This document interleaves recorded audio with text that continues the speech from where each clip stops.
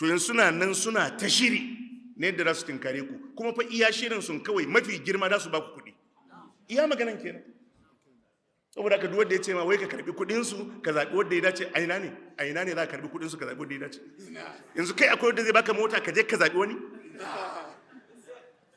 Ka gaya ma kanka gaskiya mana. Ai wannan kuɗin da suke baku wallahi kugiya ce, a jikinta ne kake ganin tana, a cikin kugiya ce.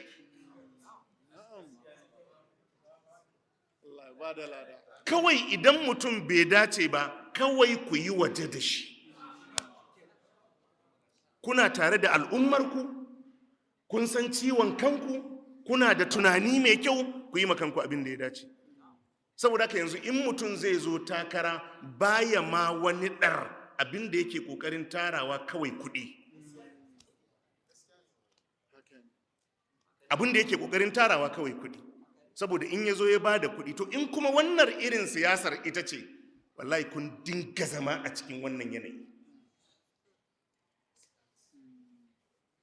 Akwai wani ɗan siyasan da zai zo cikinku ya ce zai yi siyasa a rasa sanin wadda suka san rayuwarsa?